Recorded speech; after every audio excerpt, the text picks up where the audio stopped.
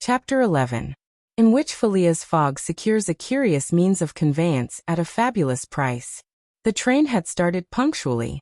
Among the passengers were a number of officers, government officials, and opium and indigo merchants, whose business called them to the eastern coast. Passepartout rode in the same carriage with his master, and a third passenger occupied a seat opposite to them.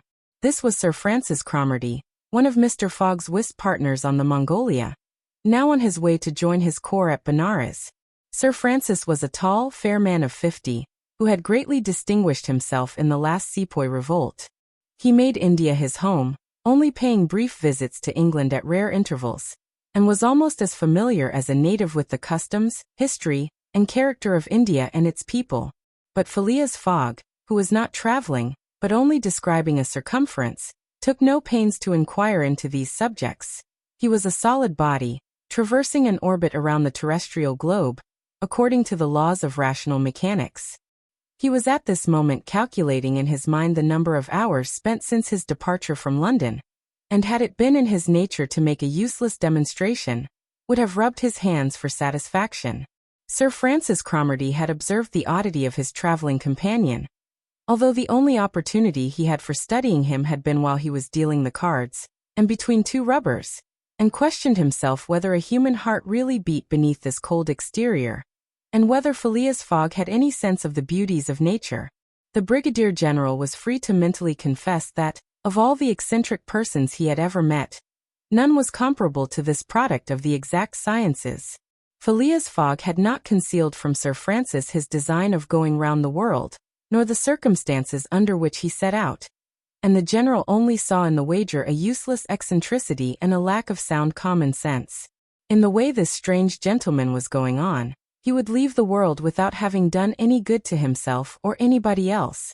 An hour after leaving Bombay, the train had passed the viaducts and the island of Salsette, and had got into the open country. At Kalyan they reached the junction of the branch line which descends towards southeastern India by Kandala and Poona, and passing Powell, they entered the defile of the mountains, with their basalt bases, and their summits crowned with thick and verdant forests. Phileas Fogg and Sir Francis Cromarty exchanged a few words from time to time, and now Sir Francis, reviving the conversation, observed, "Some years ago, Mr. Fogg, you would have met with a delay at this point which would probably have lost you your wager." "How so, Sir Francis?" "Because the railway stopped at the base of these mountains, which the passengers were obliged to cross in palanquins or on ponies to Kandala, on the other side." "Such a delay would not have deranged my plans in the least," said Mr. Fogg. "I have constantly foreseen the likelihood of certain obstacles." "But, Mr. Fogg," pursued Sir Francis, "you run the risk of having some difficulty about this worthy fellow's adventure at the pagoda." Passepartout, his feet comfortably wrapped in his traveling blanket, was sound asleep and did not dream that anybody was talking about him. "The government is very severe upon that kind of offense. It takes particular care that the religious customs of the Indians should be respected, and if your servant were caught—" "Very well, Sir Francis," replied Mr. Fogg. "If he had been caught he would have been condemned and punished, and then would have quietly returned to Europe. I don't see how this affair could have delayed his master." The conversation fell again. During the night the train left the mountains behind, and passed Nasik, and the next day proceeded over the flat, well-cultivated country of the Kandaish, with its straggling villages, above which rose the minarets of the pagodas. This fertile territory is watered by numerous small rivers and limpid streams, mostly tributaries of the Godavari. Passepartout, on waking and looking out, could not realize that he was actually crossing India in a railway train. The locomotive, guided by an English engineer and fed with English coal, threw out its smoke upon cotton, coffee, nutmeg, clove and pepper plantations, while the steam curled in spirals around groups of palm trees, in the midst of which were seen picturesque bungalows, viharis, sort of abandoned monasteries, and marvelous temples enriched by the exhaustless ornamentation of Indian architecture. Then they came upon vast tracts extending to the horizon, with jungles inhabited by snakes and tigers, which fled at the noise of the train, succeeded by forests penetrated by the railway, and still haunted by elephants which, with pensive eyes, gazed at the train as it passed. The travelers crossed, beyond Milligam, the fatal country so often stained with blood by the sectaries of the goddess Kali. Not far off rose Ellora, with its graceful pagodas, and the famous Aurangabad, capital of the ferocious Aurangzeb, now the chief town of one of the detached provinces of the kingdom of the Nizam. It was thereabouts that Feringhia, the Thuggee chief, king of the Stranglers, held his sway. These ruffians, united by a secret bond, strangled victims of every age in honor of the goddess Death, without ever shedding blood. There was a period when this part of the country could scarcely be traveled over without corpses being found in every direction. The English government has succeeded in greatly diminishing these murders, though the Thuggees still exist, and pursue the exercise of their horrible rights. At 12:30 the train stopped at Burhampur, where Passepartout was able to purchase some Indian slippers, ornamented with false pearls, in which, with evident vanity, he proceeded to encase his feet. The travelers made a hasty breakfast and started off for Asirgar, after skirting for a little the banks of the small river Tapti, which empties into the Gulf of Cambrai, near Surat. Passepartout was now plunged into absorbing reverie. Up to his arrival at Bombay, he had entertained hopes that their journey would end there, but now that they were plainly whirling across India at full speed, a sudden change had come over the spirit of his dreams. His old vagabond nature returned to him. The fantastic ideas of his youth once more took possession of him. He came to regard his master's project as intended in good earnest, believed in the reality of the bet, and therefore in the tour of the world and the necessity of making it without fail within the designated period. Already he began to worry about possible delays and accidents which might happen on the way. He recognized himself as being personally interested in the wager, and trembled at the thought that he might have been the means of losing it by his unpardonable folly of the night before. Being much less cool-headed than Mr. Fogg, he was much more restless, counting and recounting the days passed over, uttering maledictions when the train stopped, and accusing it of sluggishness, and mentally blaming Mr. Fogg for not having bribed the engineer. The worthy fellow was ignorant that, while it was possible by such means to hasten the rate of a steamer, it could not be done on the railway. The train entered the defile of the Sutpur Mountains, which separate the Kandyish from Bundelkund, towards evening. The next day Sir Francis Cromarty asked Passepartout what time it was, to which, on consulting his watch, he replied that it was 3 in the morning. This famous timepiece, always regulated on the Greenwich meridian, which was now some 77 degrees westward, was at least 4 hours slow. Sir Francis corrected Passepartout's time, whereupon the latter made the same remark that he had done to Fix, and upon the general insisting that the watch should be regulated in each new meridian, since he was constantly going eastward, that is in the face of the sun, and therefore the days were shorter by 4 minutes for each degree gone over, Passepartout obstinately refused to alter his watch, which he kept at London time. It was an innocent delusion which could harm no one. The train stopped, at 8 o'clock, in the midst of a glade some 15 miles beyond Rothau, where there were several bungalows and workmen's cabins. The conductor, passing along the carriages, shouted, "Passengers will get out here." Phileas Fogg looked at Sir Francis Cromarty for an explanation, but the general could not tell what meant a halt in the midst of this forest of dates and acacias. Passepartout, not less surprised, rushed out and speedily returned, crying, "Monsieur, no more railway." "What do you mean?" asked Sir Francis. "I mean to say that the train isn't going on." The general at once stepped out, while Phileas Fogg calmly followed him, and they proceeded together to the conductor. "Where are we?" asked Sir Francis. "At the hamlet of Colby." "Do we stop here?" "Certainly. The railway isn't finished." "What? Not finished?" "No. There's still a matter of 50 miles to be laid from here to Allahabad, where the line begins again." "But the papers announced the opening of the railway throughout." "What would you have, officer? The papers were mistaken." "Yet you sell tickets from Bombay to Calcutta," retorted Sir Francis, who was growing warm. "No doubt," replied the conductor. "But the passengers know that they must provide means of transportation for themselves from Colby to Allahabad." Sir Francis was furious. Passepartout would willingly have knocked the conductor down, and did not dare to look at his master. "Sir Francis," said Mr. Fogg quietly, "we will, if you please, look about for some means of conveyance to Allahabad." "Mr. Fogg, This is a delay greatly to your disadvantage."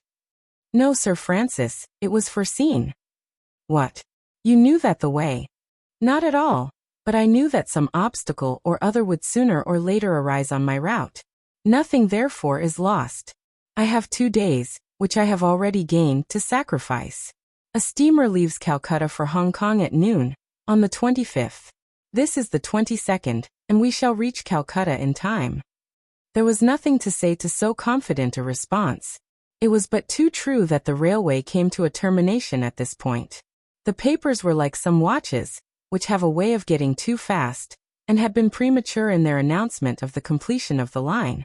The greater part of the travelers were aware of this interruption, and leaving the train, they began to engage such vehicles as the village could provide: 4-wheeled pokigaris, wagons drawn by zebus, carriages that looked like perambulating pagodas, palanquins, ponies, and what not. Mr. Fogg and Sir Francis Cromarty, after searching the village from end to end, came back without having found anything.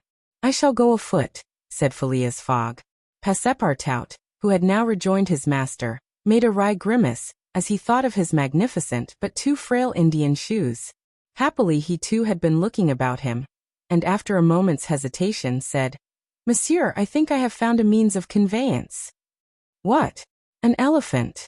An elephant that belongs to an Indian who lives but 100 steps from here." "Let's go and see the elephant," replied Mr. Fogg. They soon reached a small hut, near which, enclosed within some high palings, was the animal in question. An Indian came out of the hut, and at their request, conducted them within the enclosure. The elephant, which its owner had reared, not for a beast of burden, but for warlike purposes, was half domesticated. The Indian had begun already, by often irritating him, and feeding him every 3 months on sugar and butter, to impart to him a ferocity not in his nature, this method being often employed by those who train the Indian elephants for battle. Happily, however, for Mr. Fogg, the animal's instruction in this direction had not gone far, and the elephant still preserved his natural gentleness. Kiuni, this was the name of the beast, could doubtless travel rapidly for a long time, and in default of any other means of conveyance, Mr. Fogg resolved to hire him. But elephants are far from cheap in India, where they are becoming scarce. The males, which alone are suitable for circus shows, are much sought, especially as but few of them are domesticated. When therefore Mr. Fogg proposed to the Indian to hire Kiuni, he refused point blank. Mr. Fogg persisted, offering the excessive sum of £10 an hour for the loan of the beast to Allahabad. Refused. £20? Refused also. £40? Still refused. Passepartout jumped at each advance, but the Indian declined to be tempted. Yet the offer was an alluring one, for supposing it took the elephant 15 hours to reach Allahabad, his owner would receive no less than £600 sterling. Phileas Fogg, without getting in the least flurried, then proposed to purchase the animal outright, and at first offered £1,000 for him. The Indian, perhaps thinking he was going to make a great bargain, still refused. Sir Francis Cromarty took Mr. Fogg aside, and begged him to reflect before he went any further, to which that gentleman replied that he was not in the habit of acting rashly, that a bet of £20,000 was at stake, that the elephant was absolutely necessary to him, and that he would secure him if he had to pay 20 times his value. Returning to the Indian, whose small, sharp eyes, glistening with avarice, betrayed that with him it was only a question of how great a price he could obtain, Mr. Fogg offered first £1,200, then £1,500, £1,800, £2,000. Passepartout, usually so rubicund, was fairly white with suspense. At £2,000 the Indian yielded. "What a price, good heavens!" cried Passepartout, "for an elephant." It only remained now to find a guide, which was comparatively easy. A young Parsee, with an intelligent face, offered his services, which Mr. Fogg accepted, promising so generous a reward as to materially stimulate his zeal. The elephant was let out and equipped. The Parsee, who was an accomplished elephant driver, covered his back with a sort of saddlecloth, and attached to each of his flanks some curiously uncomfortable howdahs. Phileas Fogg paid the Indian with some banknotes which he extracted from the famous carpet-bag, a proceeding that seemed to deprive poor Passepartout of his vitals. Then he offered to carry Sir Francis to Allahabad, which the brigadier gratefully accepted. As one traveler the more would not be likely to fatigue the gigantic beast. Provisions were purchased at Colby, and while Sir Francis and Mr. Fogg took the howdahs on either side, Passepartout got astride the saddlecloth between them. The Parsee perched himself on the elephant's neck, and at 9 o'clock they set out from the village, the animal marching off through the dense forest of palms by the shortest cut. Chapter 12. In which Phileas Fogg and his companions venture across the Indian forests, and what ensued. In order to shorten the journey, the guide passed to the left of the line where the railway was still in process of being built. This line, owing to the capricious turnings of the Vindhya Mountains, did not pursue a straight course. The Parsee, who was quite familiar with the roads and paths in the district, declared that they would gain 20 miles by striking directly through the forest. Phileas Fogg and Sir Francis Cromarty, plunged to the neck in the peculiar howdahs provided for them, were horribly jostled by the swift trotting of the elephant, spurred on as he was by the skillful Parsee, but they endured the discomfort with true British phlegm, talking little, and scarcely able to catch a glimpse of each other. As for Passepartout, who was mounted on the beast's back, and received the direct force of each concussion as he trod along, he was very careful, in accordance with his master's advice, to keep his tongue from between his teeth, as it would otherwise have been bitten off short. The worthy fellow bounced from the elephant's neck to his rump, and vaulted like a clown on a springboard. Yet he laughed in the midst of his bouncing, and from time to time took a piece of sugar out of his pocket, and inserted it in Keane's trunk, who received it without in the least slackening his regular trot. After 2 hours the guide stopped the elephant, and gave him an hour for rest, during which Keane, after quenching his thirst at a neighboring spring, set to devouring the branches and shrubs round about him. Neither Sir Francis nor Mr. Fogg regretted the delay, and both descended with a feeling of relief. "Why, he's made of iron!" exclaimed the general, gazing admiringly on Keane. "Of forged iron," replied Passepartout, as he set about preparing a hasty breakfast. At noon the Parsee gave the signal of departure. The country soon presented a very savage aspect. Copses of dates and dwarf palms succeeded the dense forests. Then vast, dry plains, dotted with scanty shrubs, and sown with great blocks of syenite. All this portion of Bundelkund, which is little frequented by travelers, is inhabited by a fanatical population, hardened in the most horrible practices of the Hindu faith. The English have not been able to secure complete dominion over this territory, which is subjected to the influence of Rajas, whom it is almost impossible to reach in their inaccessible mountain fastnesses. The travelers several times saw bands of ferocious Indians, who, when they perceived the elephant striding across country, made angry and threatening motions. The Parsee avoided them as much as possible. Few animals were observed on the route. Even the monkeys hurried from their path with contortions and grimaces which convulsed Passepartout with laughter. In the midst of his gaiety, however, one thought troubled the worthy servant. What would Mr. Fogg do with the elephant when he got to Allahabad? Would he carry him on with him? Impossible. The cost of transporting him would make him ruinously expensive. Would he sell him, or set him free? The estimable beast certainly deserved some consideration. Should Mr. Fogg choose to make him, Passepartout, a present of Keane, he would be very much embarrassed, and these thoughts did not cease worrying him for a long time. The principal chain of the Vindhyas was crossed by 8 in the evening, and another halt was made on the northern slope, in a ruined bungalow. They had gone nearly 25 miles that day, and an equal distance still separated them from the station of Allahabad. The night was cold. The Parsee lit a fire in the bungalow with a few dry branches, and the warmth was very grateful. Provisions purchased at Colby sufficed for supper, and the travelers ate ravenously. The conversation, beginning with a few disconnected phrases, soon gave place to loud and steady snores. The guide watched Keane, who slept standing, bolstering himself against the trunk of a large tree. Nothing occurred during the night to disturb the slumberers, although occasional growls from panthers and chatterings of monkeys broke the silence. The more formidable beasts made no cries or hostile demonstration against the occupants of the bungalow. Sir Francis slept heavily, like an honest soldier overcome with fatigue. Passepartout was wrapped in uneasy dreams of the bouncing of the day before. As for Mr. Fogg, he slumbered as peacefully as if he had been in his serene mansion in Savile Row. The journey was resumed at 6 in the morning. The guide hoped to reach Allahabad by evening.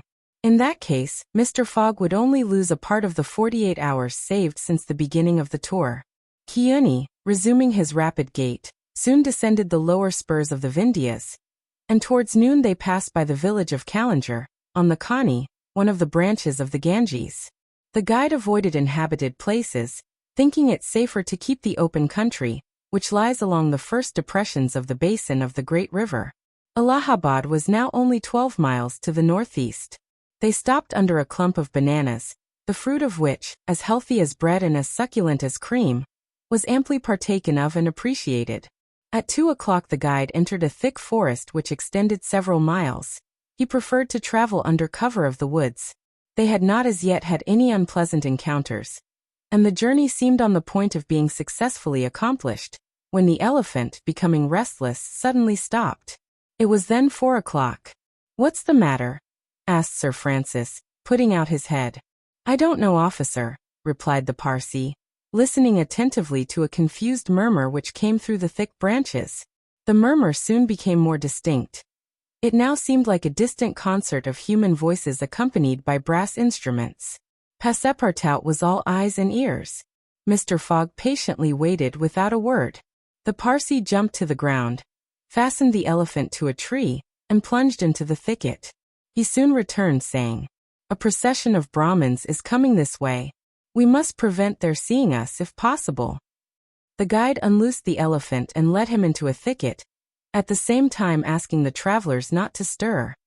He held himself ready to bestride the animal at a moment's notice, should flight become necessary, but he evidently thought that the procession of the faithful would pass without perceiving them amid the thick foliage, in which they were wholly concealed. The discordant tones of the voices and instruments drew nearer, and now droning songs mingled with the sound of the tambourines and cymbals. The head of the procession soon appeared beneath the trees, 100 paces away, and the strange figures who performed the religious ceremony were easily distinguished through the branches. First came the priests, with mitres on their heads, and clothed in long lace robes. They were surrounded by men, women, and children, who sang a kind of lugubrious psalm, interrupted at regular intervals by the tambourines and cymbals, while behind them was drawn a car with large wheels, the spokes of which represented serpents entwined with each other. Upon the car, which was drawn by 4 richly caparisoned zebus, stood a hideous statue with 4 arms, the body colored a dull red, with haggard eyes, disheveled hair, protruding tongue, and lips tinted with beetle. It stood upright upon the figure of a prostrate and headless giant. Sir Francis, recognizing the statue, whispered, "The goddess Kali, the goddess of love and death." "Of death, perhaps," muttered back Passepartout. "But of love, that ugly old hag? Never." The Parsee made a motion to keep silence. A group of old fakirs were capering and making a wild ado round the statue. These were striped with ochre, and covered with cuts whence their blood issued drop by drop. Stupid fanatics, who in the great Indian ceremonies still throw themselves under the wheels of Juggernaut. Some Brahmins, clad in all the sumptuousness of Oriental apparel, and leading a woman who faltered at every step, followed. This woman was young, and as fair as a European. Her head and neck, shoulders, ears, arms, hands, and toes were loaded down with jewels and gems, with bracelets, earrings, and rings, while a tunic bordered with gold, and covered with a light muslin robe, betrayed the outline of her form. The guards who followed the young woman presented a violent contrast to her. Armed as they were with naked sabers hung at their waists, and long damascene pistols, and bearing a corpse on a palanquin. It was the body of an old man, gorgeously arrayed in the habiliments of a Raja, wearing as in life, a turban embroidered with pearls, a robe of tissue of silk and gold, a scarf of cashmere sewed with diamonds, and the magnificent weapons of a Hindu prince. Next came the musicians and a rear guard of capering fakirs, whose cries sometimes drowned the noise of the instruments. These closed the procession. Sir Francis watched the procession with a sad countenance, and turning to the guide said, "A settee." The Parsee nodded, and put his finger to his lips. The procession slowly wound under the trees, and soon its last ranks disappeared in the depths of the wood. The songs gradually died away. Occasionally cries were heard in the distance, until at last all was silence again. Phileas Fogg had heard what Sir Francis said. and as soon as the procession had disappeared asked, "What is a sati?" "A sati," returned the general, "is a human sacrifice but a voluntary one. The woman you have just seen will be burned tomorrow at the dawn of day." "Oh, the scoundrels!" cried Passepartout, who could not repress his indignation. "And the corpse?" asked Mr. Fogg. "Is that of the prince, her husband," said the guide, "an independent Rajah of Bundelkund." "Is it possible," resumed Phileas Fogg, his voice betraying not the least emotion, "that these barbarous customs still exist in India, and that the English have been unable to put a stop to them?" "These sacrifices do not occur in the larger portion of India," replied Sir Francis, "but we have no power over these savage territories, and especially here in Bundelkund. The whole district north of the Vindhyas is the theatre of incessant murders and pillage." "The poor wretch!" exclaimed Passepartout. "To be burned alive." "Yes," returned Sir Francis, "burned alive. And if she were not, you cannot conceive what treatment she would be obliged to submit to from her relatives. They would shave off her hair, feed her on a scanty allowance of rice, treat her with contempt. She would be looked upon as an unclean creature, and would die in some corner, like a scurvy dog. The prospect of so frightful an existence drives these poor creatures to the sacrifice much more than love or religious fanaticism. Sometimes, however, the sacrifice is really voluntary, and it requires the active interference of the government to prevent it. Several years ago, when I was living at Bombay, a young widow asked permission of the governor to be burned along with her husband's body, but as you may imagine, he refused. The woman left the town, took refuge with an independent Rajah, and there carried out her self-devoted purpose." While Sir Francis was speaking, the guide shook his head several times, and now said, "The sacrifice which will take place tomorrow at dawn is not a voluntary one." "How do you know?" "Everybody knows about this affair in Bundelkund." "But the wretched creature did not seem to be making any resistance," observed Sir Francis. "That was because they had intoxicated her with fumes of hemp and opium." "But where are they taking her?" "To the pagoda of Pelagie, 2 miles from here. She will pass the night there." "And the sacrifice will take place?" "Tomorrow at the first light of dawn." The guide now led the elephant out of the thicket, and leaped upon his neck. Just at the moment that he was about to urge Keone forward with a peculiar whistle, Mr. Fogg stopped him, and turning to Sir Francis Cromarty said, "Suppose we save this woman." "Save the woman, Mr. Fogg. I have yet 12 hours to spare. I can devote them to that." "Why, you are a man of heart." "Sometimes," replied Phileas Fogg quietly, "when I have the time." Chapter 13. In which Passepartout receives a new proof that fortune favors the brave. The project was a bold one, full of difficulty, perhaps impracticable. Mr. Fogg was going to risk life, or at least liberty, and therefore the success of his tour. But he did not hesitate, and he found in Sir Francis Cromarty an enthusiastic ally.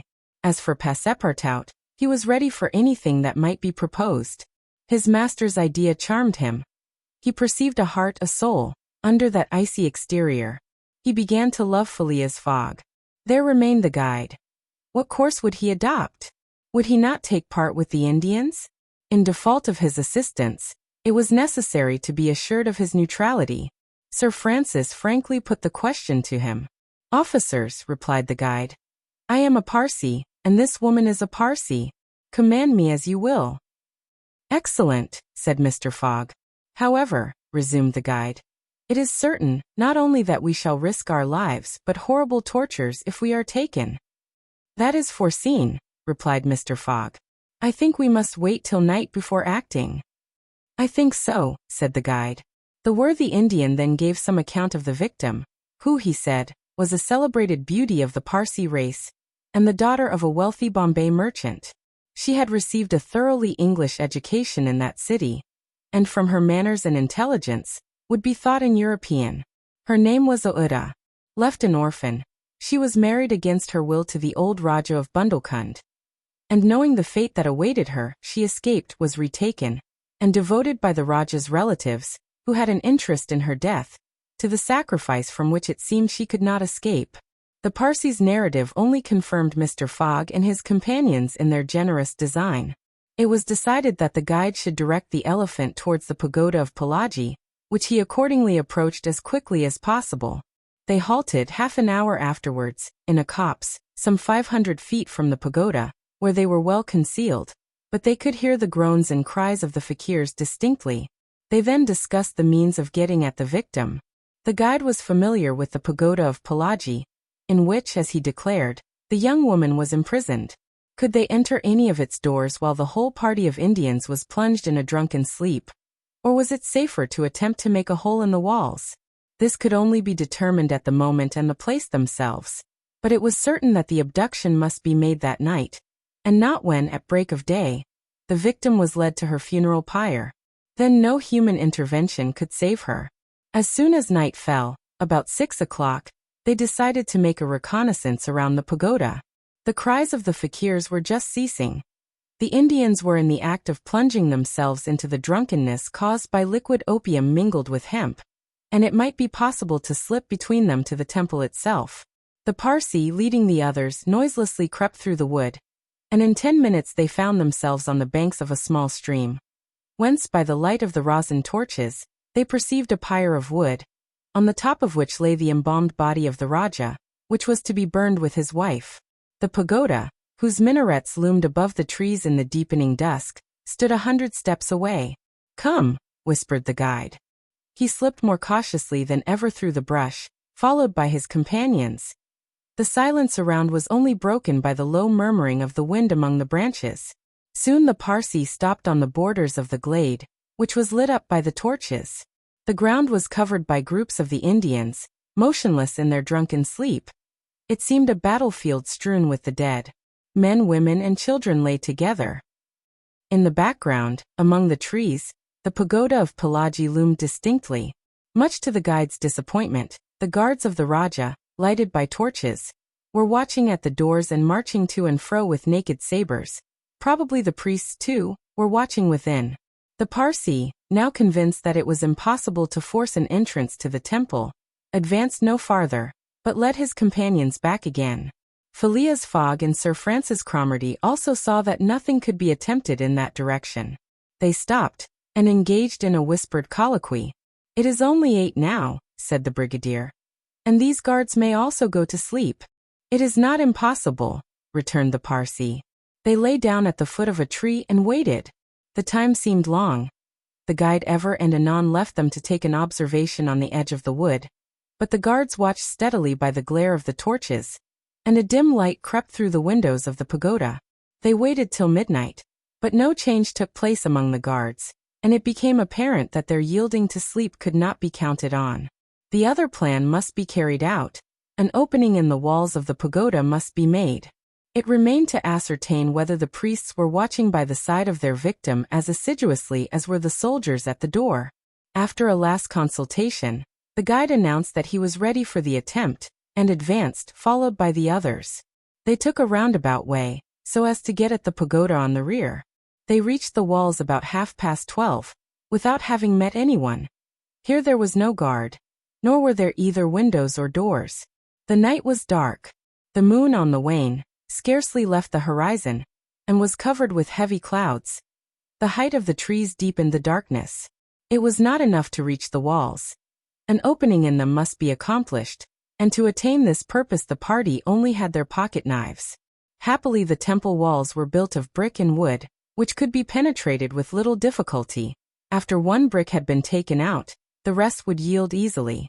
They set noiselessly to work, and the Parsee on one side and Passepartout on the other began to loosen the bricks, so as to make an aperture 2 feet wide.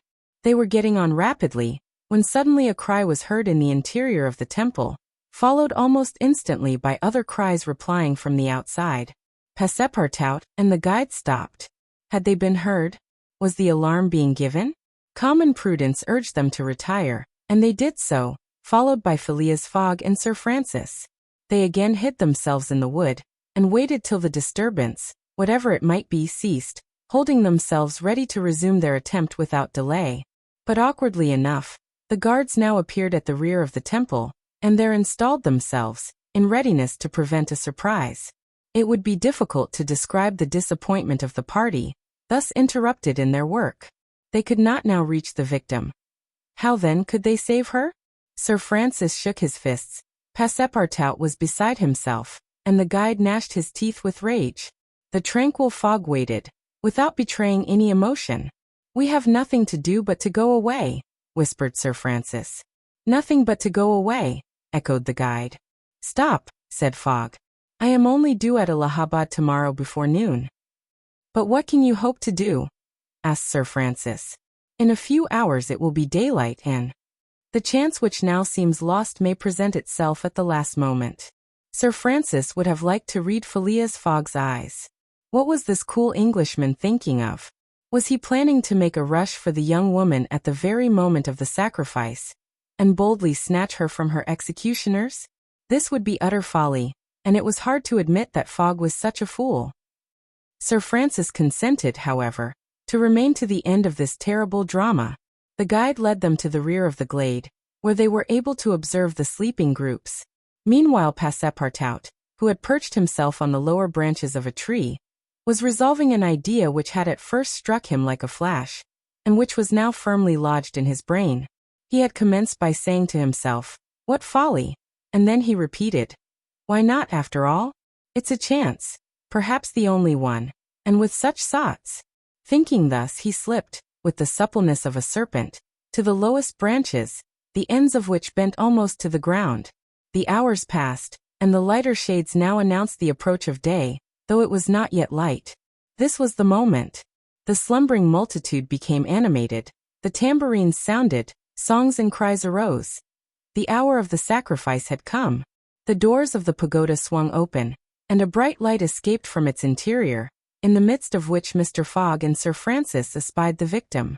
She seemed, having shaken off the stupor of intoxication, to be striving to escape from her executioner. Sir Francis's heart throbbed, and convulsively seizing Mr. Fogg's hand, found in it an open knife. Just at this moment the crowd began to move. The young woman had again fallen into a stupor caused by the fumes of hemp, and passed among the fakirs, who escorted her with their wild, religious cries.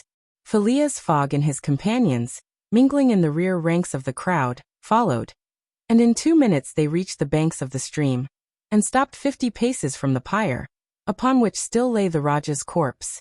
In the semi-obscurity they saw the victim, quite senseless, stretched out beside her husband's body. Then a torch was brought, and the wood, heavily soaked with oil, instantly took fire. At this moment Sir Francis and the guide seized Phileas Fogg, who in an instant of mad generosity, was about to rush upon the pyre. But he had quickly pushed them aside, when the whole scene suddenly changed. A cry of terror arose. The whole multitude prostrated themselves, terror-stricken, on the ground.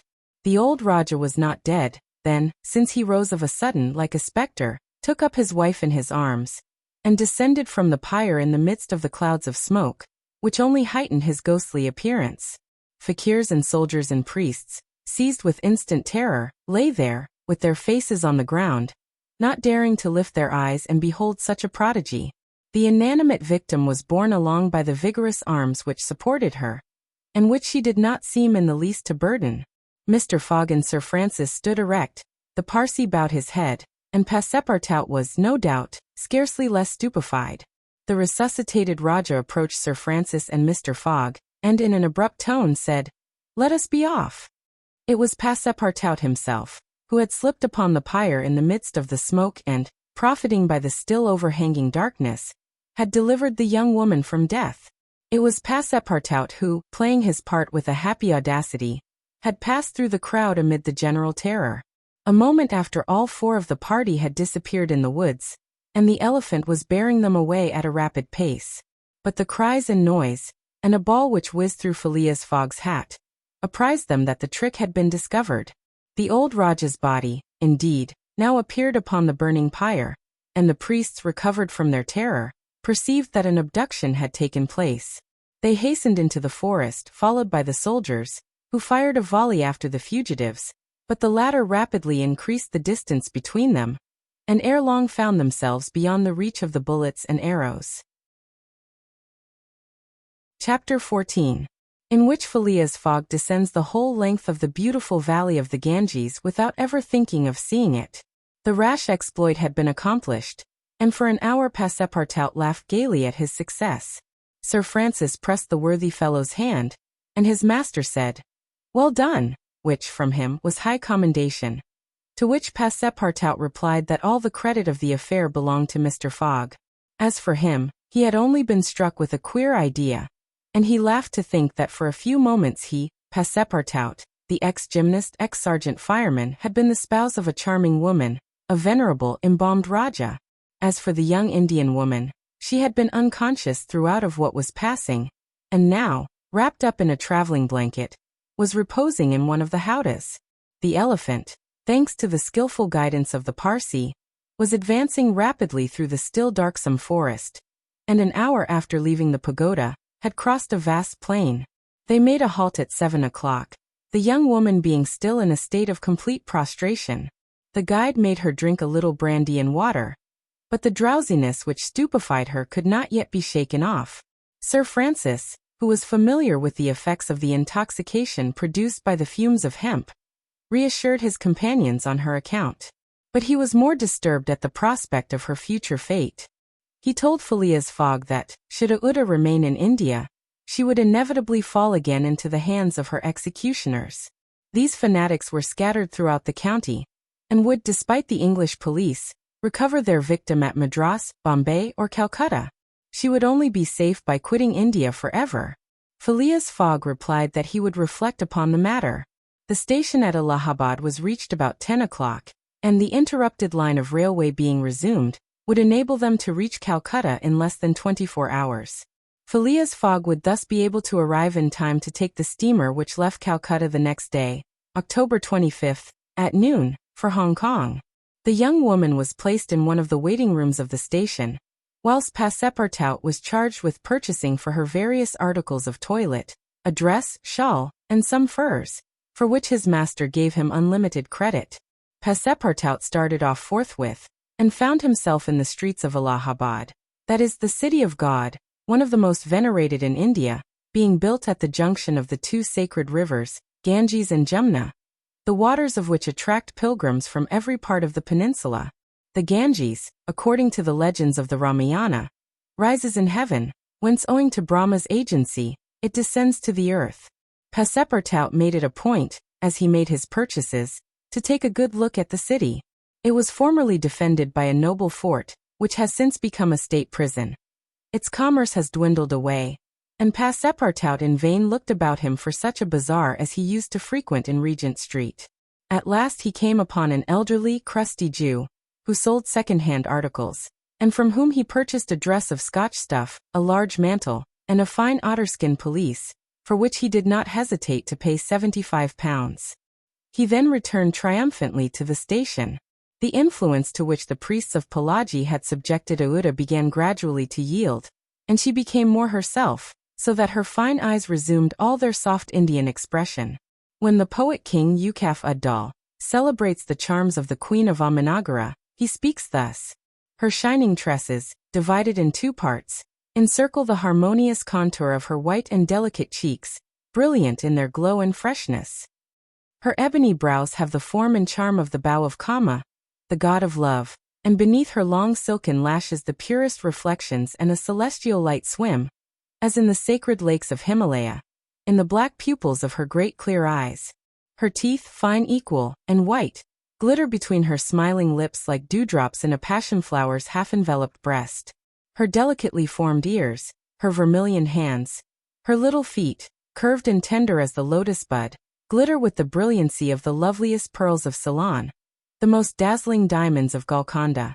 Her narrow and supple waist, which a hand may clasp around, sets forth the outline of her rounded figure and the beauty of her bosom, where youth in its flower displays the wealth of its treasures. And beneath the silken folds of her tunic, she seems to have been modeled in pure silver by the godlike hand of Vikvarkarma, the immortal sculptor." It is enough to say, without applying this poetical rhapsody to Aouda, that she was a charming woman, in all the European acceptation of the phrase. She spoke English with great purity, and the guide had not exaggerated in saying that the young Parsee had been transformed by her bringing up. The train was about to start from Allahabad. and Mr. Fogg proceeded to pay the guide the price agreed upon for his service, and not a farthing more, which astonished Passepartout, who remembered all that his master owed to the guide's devotion. He had, indeed, risked his life in the adventure at Pelagi, and if he should be caught afterwards by the Indians, he would with difficulty escape their vengeance. Kioni, also, must be disposed of. What should be done with the elephant, which had been so dearly purchased? Phileas Fogg had already determined this question. "Parsi," said he to the guide, "you have been serviceable and devoted. I have paid for your service, but not for your devotion. Would you like to have this elephant? He is yours." The guide's eyes glistened. "Your honor is giving me a fortune," cried he. "Take him, guide," returned Mr. Fogg, "and I shall still be your debtor." "Good," exclaimed Passepartout. "Take him, friend. Kioni is a brave and faithful beast." And going up to the elephant, he gave him several lumps of sugar, saying, "Here, Kioni, here, here." The elephant grunted out his satisfaction, and clasping Passepartout around the waist with his trunk, lifted him as high as his head. Passepartout, not in the least alarmed, caressed the animal, which replaced him gently on the ground. Soon after, Phileas Fogg, Sir Francis Cromarty, and Passepartout, installed in a carriage with Aouda, who had the best seat, were whirling at full speed towards Benares. It was a run of 80 miles, and was accomplished in 2 hours. During the journey, the young woman fully recovered her senses. What was her astonishment to find herself in this carriage, on the railway, dressed in European habiliments, and with travelers who were quite strangers to her. Her companions first set about fully reviving her with a little liquor, and then Sir Francis narrated to her what had passed, dwelling upon the courage with which Phileas Fogg had not hesitated to risk his life to save her, and recounting the happy sequel of the venture, the result of Passepartout's rash idea. Mr. Fogg said nothing, while Passepartout, abashed, kept repeating that it wasn't worth telling.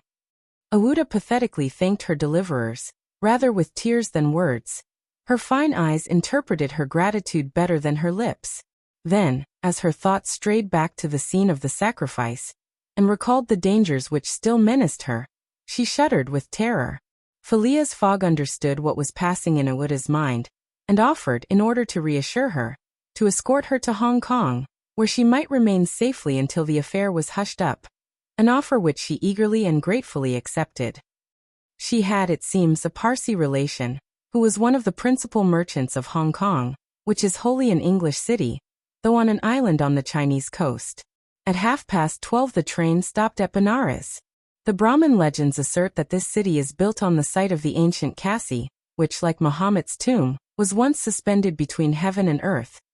Though the Benares of today, which the Orientalists call the Athens of India, stands quite unpoetically on the solid earth, Passepartout caught glimpses of its brick houses and clay huts, giving an aspect of desolation to the place, as the train entered it. Benares was Sir Francis Cromarty's destination, the troops he was rejoining being encamped some miles northward of the city. He bade adieu to Phileas Fogg, wishing him all success, and expressing the hope that he would come that way again in a less original but more profitable fashion. Mr. Fogg lightly pressed him by the hand. The parting of Aouda, who did not forget what she owed to Sir Francis, betrayed more warmth. And as for Passepartout, he received a hearty shake of the hand from the gallant general. The railway, on leaving Benares, passed for a while along the valley of the Ganges. Through the windows of their carriage the travelers had glimpses of the diversified landscape of Behar, with its mountains clothed in verdure, its fields of barley, wheat, and corn, its jungles peopled with green alligators, its neat villages, and its still thickly leaved forests. Elephants were bathing in the waters of the sacred river, and groups of Indians, despite the advanced season and chilly air, were performing solemnly their pious ablutions. These were fervent Brahmins, the bitterest foes of Buddhism, their deities being Vishnu, the solar god, Shiva, the divine impersonation of natural forces, and Brahma, the supreme ruler of priests and legislators. What would these divinities think of India, anglicized as it is today, with steamers whistling and scudding along the Ganges, frightening the gulls which float upon its surface, the turtles swarming along its banks, and the faithful dwelling upon its borders? The panorama passed before their eyes like a flash, save when the steam concealed it fitfully from the view. The travelers could scarcely discern the fort of Chupani, 20 miles southwestward from Benares, the ancient stronghold of the Rajas of Behar, or Ghazipur and its famous rosewater factories, or the tomb of Lord Cornwallis, rising on the left bank of the Ganges, the fortified town of Buxar or Putna, a large manufacturing and trading place, where is held the principal opium market of India, or Munghir, a more than European town, for it is as English as Manchester or Birmingham, with its iron foundries, edge-tool factories, and high chimneys puffing clouds of black smoke heavenward. Night came on. The train passed on at full speed, in the midst of the roaring of the tigers, bears, and wolves which fled before the locomotive. And the marvels of Bengal, Golconda ruined Gore, Murshidabad, the ancient capital, Burdwan, Hugli, and the French town of Chandernagor, where Passepartout would have been proud to see his country's flag flying, were hidden from their view in the darkness. Calcutta was reached at 7 in the morning, and the packet left for Hong Kong at noon, so that Phileas Fogg had 5 hours before him. According to his journal, he was due at Calcutta on the 25th of October, and that was the exact date of his actual arrival. He was therefore neither behindhand nor ahead of time. The 2 days gained between London and Bombay had been lost, as has been seen, in the journey across India, but it is not to be supposed that Phileas Fogg regretted them. Chapter 15. In which the bag of banknotes disgorges some thousands of pounds more. The train entered the station and Passepartout, jumping out first, was followed by Mr. Fogg, who assisted his fair companion to descend. Phileas Fogg intended to proceed at once to the Hong Kong steamer, in order to get Aouda comfortably settled for the voyage. He was unwilling to leave her while they were still on dangerous ground. Just as he was leaving the station, a policeman came up to him, and said, "Mr. Phileas Fogg?" "I am he." "Is this man your servant?" added the policeman, pointing to Passepartout. "Yes."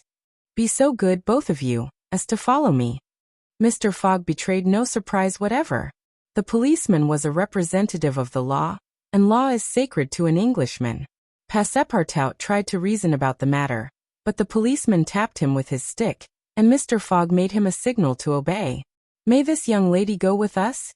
asked he. "She may," replied the policeman. Mr. Fogg, Aouda, and Passepartout were conducted to a pakagari, a sort of four-wheeled carriage, drawn by 2 horses, in which they took their places and were driven away. No one spoke during the 20 minutes which elapsed before they reached their destination. They first passed through the Black Town, with its narrow streets, its miserable, dirty huts, and squalid population. Then through the European town, which presented a relief in its bright brick mansions, shaded by coconut trees and bristling with masts, where, although it was early morning, elegantly dressed horsemen and handsome equipages were passing back and forth. The carriage stopped before a modest-looking house, which, however, did not have the appearance of a private mansion. The policeman, having requested his prisoners, for so, truly, they might be called, to descend, conducted them into a room with barred windows and said, "You will appear before Judge Obadiah at 8:30. He then retired, and closed the door. "Why, we are prisoners!" exclaimed Passepartout, falling into a chair. Aouda, with an emotion she tried to conceal, said to Mr. Fogg, "Sir, you must leave me to my fate.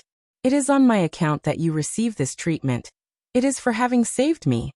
Phileas Fogg contented himself with saying that it was impossible. It was quite unlikely that he should be arrested for preventing a suttee. The complainants would not dare present themselves with such a charge. There was some mistake. Moreover, he would not in any event abandon Aouda, but would escort her to Hong Kong. "But the steamer leaves at noon," observed Passepartout nervously. "We shall be on board by noon," replied his master placidly. It was said so positively that Passepartout could not help muttering to himself, "Parbleu, that's certain. Before noon we shall be on board." But he was by no means reassured. At 8:30 the door opened, the policeman appeared, and requesting them to follow him, led the way to an adjoining hall. It was evidently a courtroom, and a crowd of Europeans and natives already occupied the rear of the apartment. Mr. Fogg and his 2 companions took their places on a bench opposite the desks of the magistrate and his clerk. Immediately after, Judge Obadiah, a fat, round man, followed by the clerk, entered. He proceeded to take down a wig which was hanging on a nail, and put it hurriedly on his head. "The first case," said he. Then, putting his hand to his head, he exclaimed, "Ha! This is not my wig." "No, your worship," returned the clerk. "It is mine." "My dear Mr. Oysterpuff, how can a judge give a wise sentence in a clerk's wig?" The wigs were exchanged. Passepartout was getting nervous, for the hands on the face of the big clock over the judge seemed to go around with terrible rapidity. "The first case," repeated Judge Obadiah. "Phileas Fogg?" demanded Oysterpuff. "I am here," replied Mr. Fogg. "Passepartout?" "Present," responded Passepartout. "Good," said the judge. "You have been looked for prisoners for 2 days on the trains from Bombay." "But of what are we accused?" asked Passepartout impatiently. "You are about to be informed." "I am an English subject, sir," said Mr. Fogg, "and I have the right." "Have you been ill-treated?" "Not at all."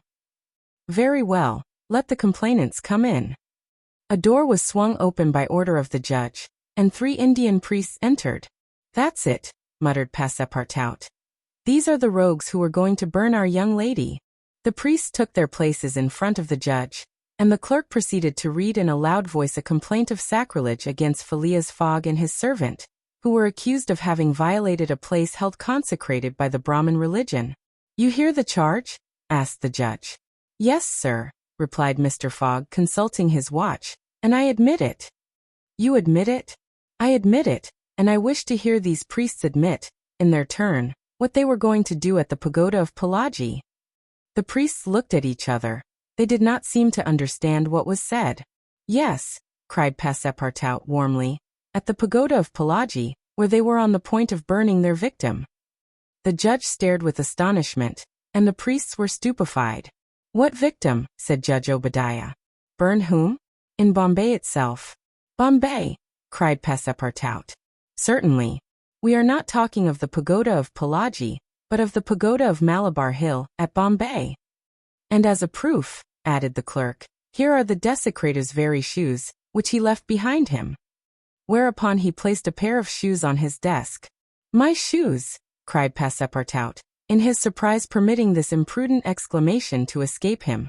The confusion of master and man, who had quite forgotten the affair at Bombay, for which they were now detained at Calcutta, may be imagined. Fix the detective had foreseen the advantage which Passepartout's escapade gave him, and, delaying his departure for 12 hours, had consulted the priests of Malabar Hill. Knowing that the English authorities dealt very severely with this kind of misdemeanor, he promised them a goodly sum in damages, and sent them forward to Calcutta by the next train. Owing to the delay caused by the rescue of the young widow, Fix and the priests reached the Indian capital before Mr. Fogg and his servant, the magistrates having been already warned by a dispatch to arrest them should they arrive. Fix's disappointment when he learned that Phileas Fogg had not made his appearance in Calcutta may be imagined. He made up his mind that the robber had stopped somewhere on the route and taken refuge in the southern provinces. For 24 hours Fix watched the station with feverish anxiety. At last he was rewarded by seeing Mr. Fogg and Passepartout arrive, accompanied by a young woman, whose presence he was wholly at a loss to explain.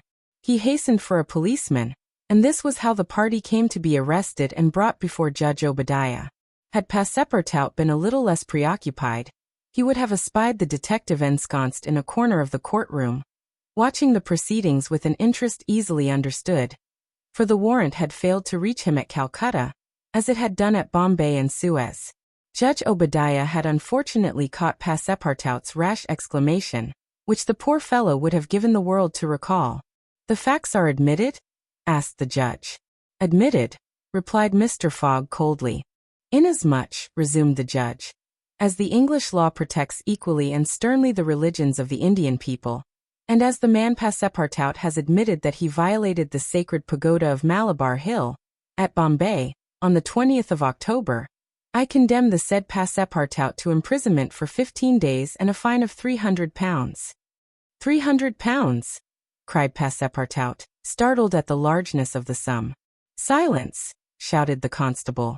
"And inasmuch," continued the judge, "as it is not proved that the act was not done by the connivance of the master with the servant, and as the master in any case must be held responsible for the acts of his paid servant, I condemn Phileas Fogg to a week's imprisonment and a fine of £150. Fix rubbed his hands softly with satisfaction. If Phileas Fogg could be detained in Calcutta a week, it would be more than time for the warrant to arrive. Passepartout was stupefied. This sentence ruined his master. A wager of £20,000 lost, because he, like a precious fool, had gone into that abominable pagoda. Phileas Fogg, as self-composed as if the judgment did not in the least concern him, did not even lift his eyebrows while it was being pronounced. Just as the clerk was calling the next case, he rose and said, "I offer bail." "You have that right," returned the judge. Fix's blood ran cold, but he resumed his composure when he heard the judge announce that the bail required for each prisoner would be £1,000. "I will pay it at once," said Mr. Fogg, taking a roll of bank bills from the carpet bag, which Passepartout had by him, and placing them on the clerk's desk. "This sum will be restored to you upon your release from prison," said the judge. "Meanwhile you are liberated on bail." "Come," said Phileas Fogg to his servant. "But let them at least give me back my shoes," cried Passepartout angrily. "Ah, these are pretty dear shoes," he muttered as they were handed to him. "More than £1,000 apiece, besides they pinch my feet." Mr. Fogg, offering his arm to Ouida, then departed, followed by the crestfallen Passepartout. Fix still nourished hopes that the robber would not, after all, leave the £2,000 behind him, but would decide to serve out his week in jail, and issued forth on Mr. Fogg's traces. That gentleman took a carriage, and the party were soon landed on one of the quays. The Rangoon was moored half a mile off in the harbor, its signal of departure hoisted at the masthead. 11 o'clock was striking. Mr. Fogg was an hour in advance of time. Fix saw them leave the carriage and push off in a boat for the steamer, and stamped his feet with disappointment. "The rascal is off after all," he exclaimed. £2,000 sacrificed. "He's as prodigal as a thief. I'll follow him to the end of the world if necessary, but at the rate he is going on, the stolen money will soon be exhausted." The detective was not far wrong in making this conjecture. Since leaving London, what with traveling expenses, bribes, the purchase of the elephant, bails and fines, Mr. Fogg had already spent more than £5,000 on the way, and the percentage of the sum recovered from the bank robber promised to the detectives was rapidly diminishing. Chapter 16, in which Fix does not seem to understand in the least what is said to him. The Rangoon, one of the Peninsular and Oriental Company's boats plying in the Chinese and Japanese seas, was a screw steamer built of iron, weighing about 1,770 tons, and with engines of 400 horsepower. She was as fast, but not as well fitted up, as the Mongolia, and Ouida was not as comfortably provided for on board of her as Phileas Fogg could have wished. However, the trip from Calcutta to Hong Kong only comprised some 3,500 miles, occupying from 10 to 12 days, and the young woman was not difficult to please. During the first days of the journey, Ouida became better acquainted with her protector, and constantly gave evidence of her deep gratitude for what he had done. The phlegmatic gentleman listened to her, apparently at least, with coldness, neither his voice nor his manner betraying the slightest emotion, but he seemed to be always on the watch that nothing should be wanting to Ouida's comfort. He visited her regularly each day at certain hours, not so much to talk himself, as to sit and hear her talk. He treated her with the strictest politeness, but with the precision of an automaton, the movements of which had been arranged for this purpose. Ouida did not quite know what to make of him, though Passepartout had given her some hints of his master's eccentricity, and made her smile by telling her of the wager which was sending him round the world. After all, she owed Phileas Fogg her life, and she always regarded him through the exalting medium of her gratitude. Ouida confirmed the Parsi guide's narrative of her touching history. She did indeed belong to the highest of the native races of India. Many of the Parsi merchants have made great fortunes there by dealing in cotton, and one of them, Sir Jametse Jejeebhoy, was made a baronet by the English government. Ouida was a relative of this great man, and it was his cousin Gigi, whom she hoped to join at Hong Kong. Whether she would find a protector in him she could not tell. But Mr. Fogg essayed to calm her anxieties, and to assure her that everything would be mathematically, he used the very word arranged.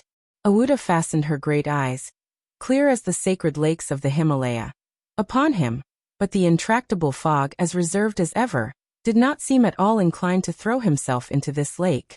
The first few days of the voyage passed prosperously, amid favorable weather and propitious winds, and they soon came in sight of the Great Andaman, the principal of the islands in the Bay of Bengal, with its picturesque Saddle Peak, 2,400 feet high, looming above the waters. The steamer passed along near the shores, but the savage Papuans, who are in the lowest scale of humanity, but are not, as has been asserted, cannibals, did not make their appearance. The panorama of the islands, as they steamed by them, was superb. Vast forests of palms, arex, bamboo, teakwood, of the gigantic mimosa, and tree-like ferns covered the foreground, while behind the graceful outlines of the mountains were traced against the sky, and along the coast swarmed by thousands the precious swallows whose nests furnish a luxurious dish to the tables of the celestial empire. The varied landscape afforded by the Andaman Islands was soon passed, however, and the Rangoon rapidly approached the Straits of Malacca, which gave access to the China Seas. What was Detective Fix so unluckily drawn on from country to country, doing all this while? He had managed to embark on the Rangoon at Calcutta without being seen by Passepartout, after leaving orders that, if the warrant should arrive, it should be forwarded to him at Hong Kong, and he hoped to conceal his presence to the end of the voyage. It would have been difficult to explain why he was on board without awakening Passepartout's suspicions, who thought him still at Bombay, but necessity impelled him, nevertheless, to renew his acquaintance with the worthy servant, as will be seen. All the detective's hopes and wishes were now centered on Hong Kong, for the steamer's stay at Singapore would be too brief to enable him to take any steps there. The arrest must be made at Hong Kong, or the robber would probably escape him forever. Hong Kong was the last English ground on which he would set foot. Beyond China, Japan, America offered to Fogg an almost certain refuge. If the warrant should at last make its appearance at Hong Kong, Fix could arrest him and give him into the hands of the local police, and there would be no further trouble. But beyond Hong Kong, a simple warrant would be of no avail. An extradition warrant would be necessary, and that would result in delays and obstacles, of which the rascal would take advantage to elude justice. Fix thought over these probabilities during the long hours which he spent in his cabin, and kept repeating to himself, "Now, either the warrant will be at Hong Kong, in which case I shall arrest my man, or it will not be there. And this time it is absolutely necessary that I should delay his departure. I have failed at Bombay, and I have failed at Calcutta. If I fail at Hong Kong, my reputation is lost. Cost what it may, I must succeed. But how shall I prevent his departure, if that should turn out to be my last resource?"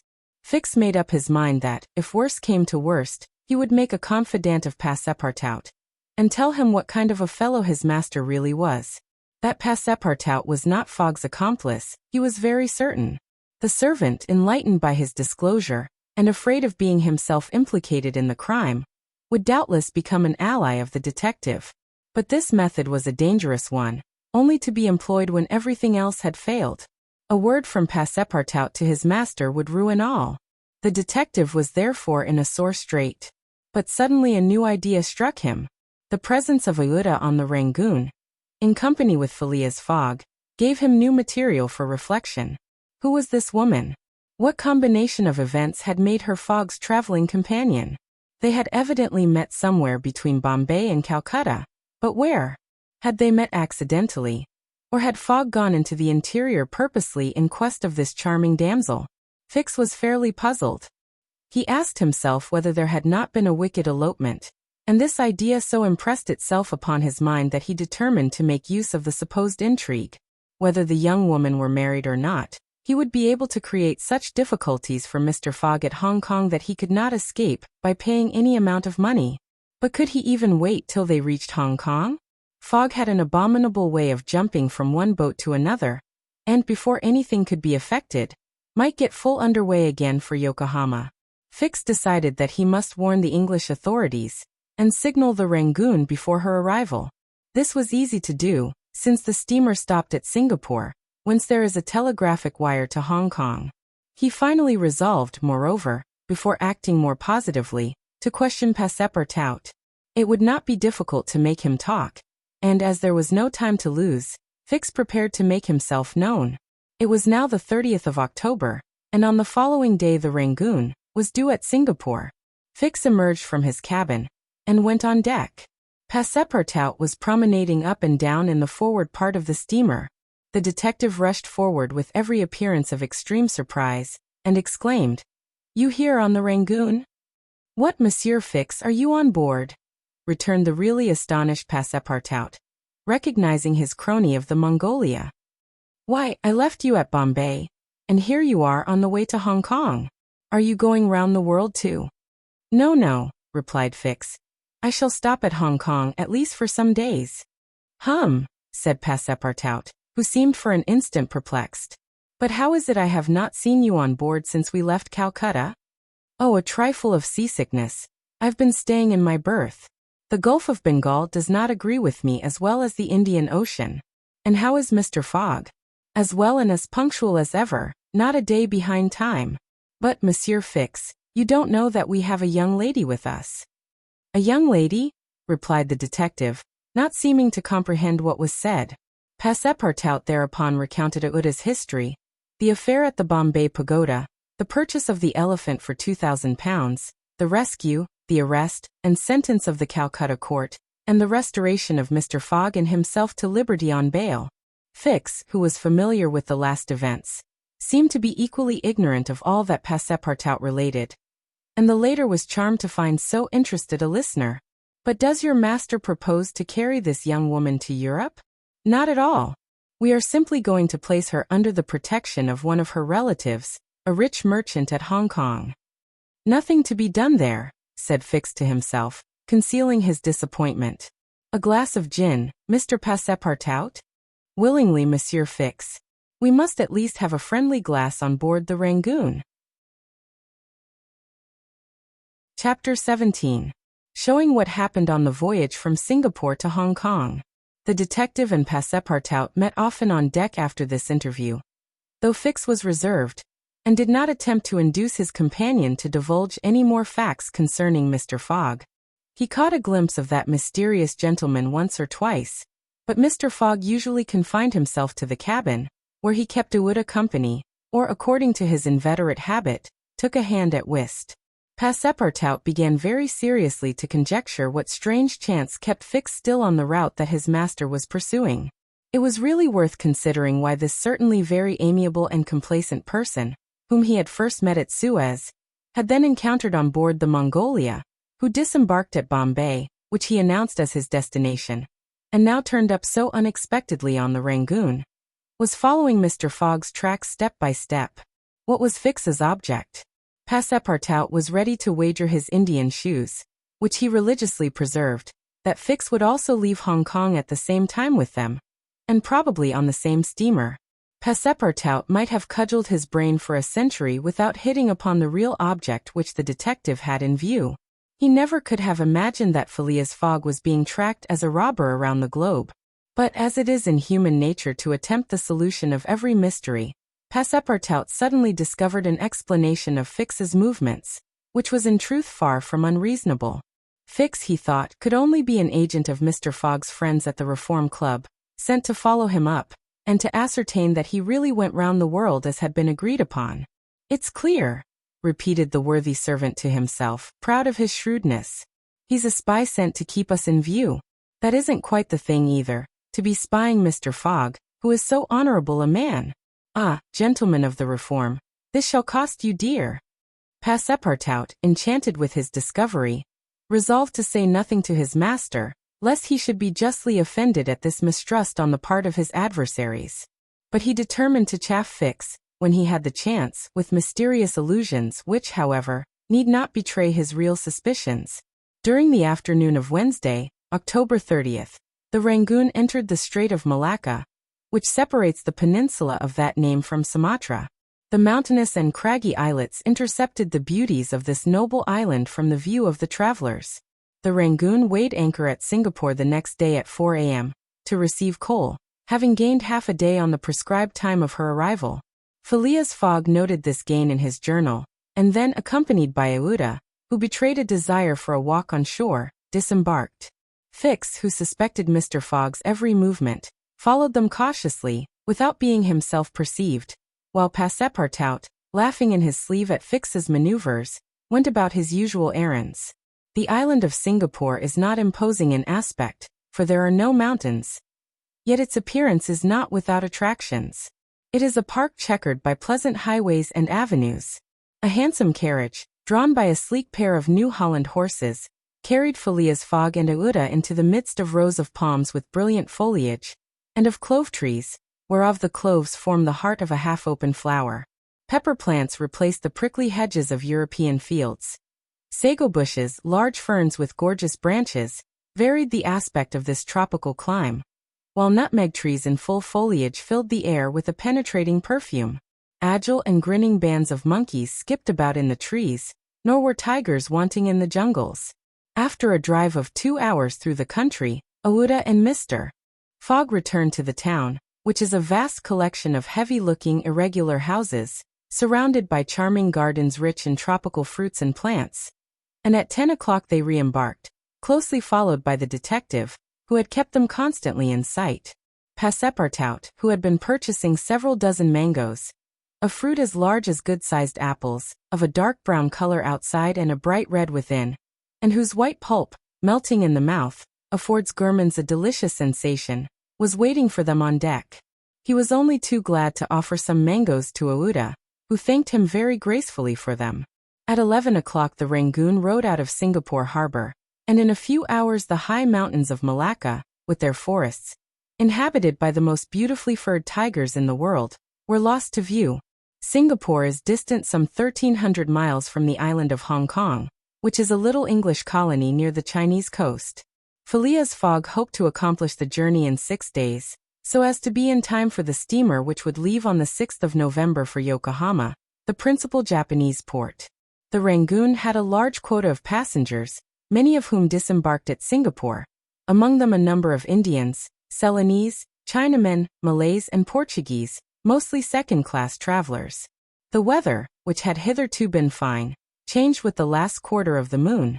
The sea rolled heavily, and the wind at intervals rose almost to a storm, but happily blew from the southwest, and thus aided the steamer's progress. The captain as often as possible put up his sails, and under the double action of steam and sail the vessel made rapid progress along the coasts of Annam and Cochin China. Owing to the defective construction of the Rangoon, however, unusual precautions became necessary in unfavorable weather, but the loss of time which resulted from this cause, while it nearly drove Passepartout out of his senses, did not seem to affect his master in the least. Passepartout blamed the captain, the engineer and the crew, and consigned all who were connected with the ship to the land where the pepper grows. Perhaps the thought of the gas, which was remorselessly burning at his expense in Savile Row, had something to do with his hot impatience. "You are in a great hurry then," said Fix to him one day. "To reach Hong Kong?" "A very great hurry. Mr. Fogg, I suppose, is anxious to catch the steamer for Yokohama?" "Terribly anxious." "You believe in this journey around the world, then?" "Absolutely. Don't you, Mr. Fix?" I don't believe a word of it." "You're a sly dog," said Passepartout, winking at him. This expression rather disturbed Fix, without his knowing why. Had the Frenchman guessed his real purpose? He knew not what to think. But how could Passepartout have discovered that he was a detective? Yet, in speaking as he did, the man evidently meant more than he expressed. Passepartout went still further the next day. He could not hold his tongue. "Mr. Fix," said he in a bantering tone, "shall we be so unfortunate as to lose you when we get to Hong Kong?" "Why?" responded Fix, a little embarrassed. "I don't know, perhaps." "Ah, if you would only go on with us. An agent of the Peninsular Company, you know, can't stop on the way. You were only going to Bombay, and here you are in China. America is not far off, and from America to Europe is only a step."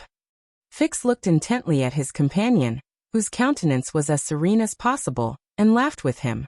But Passepartout persisted in chaffing him by asking him if he made much by his present occupation. "Yes and no," returned Fix. "There is good and bad luck in such things. But you must understand that I don't travel at my own expense."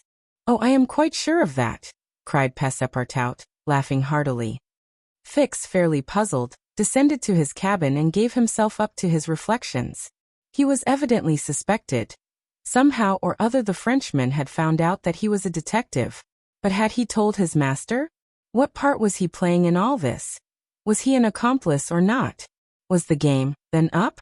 Fix spent several hours turning these things over in his mind, sometimes thinking that all was lost, then persuading himself that Fogg was ignorant of his presence, and then undecided what course it was best to take. Nevertheless, he preserved his coolness of mind, and at last resolved to deal plainly with Passepartout.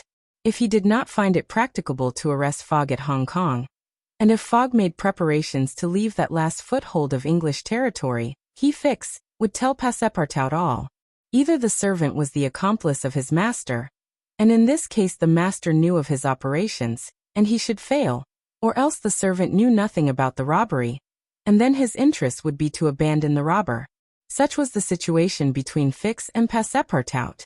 Meanwhile Phileas Fogg moved about above them in the most majestic and unconscious indifference.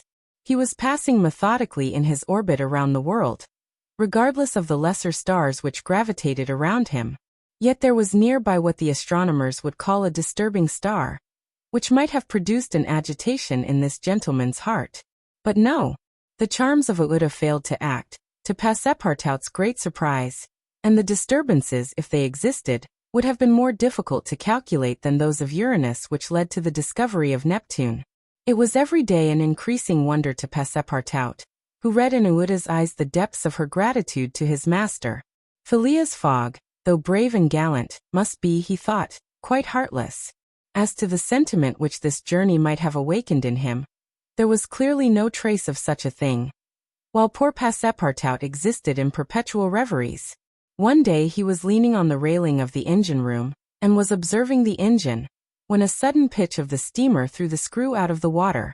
The steam came hissing out of the valves, and this made Passepartout indignant. "The valves are not sufficiently charged," he exclaimed. "We are not going. Oh, these English! If this was an American craft, we should blow up, perhaps, but we should at all events go faster."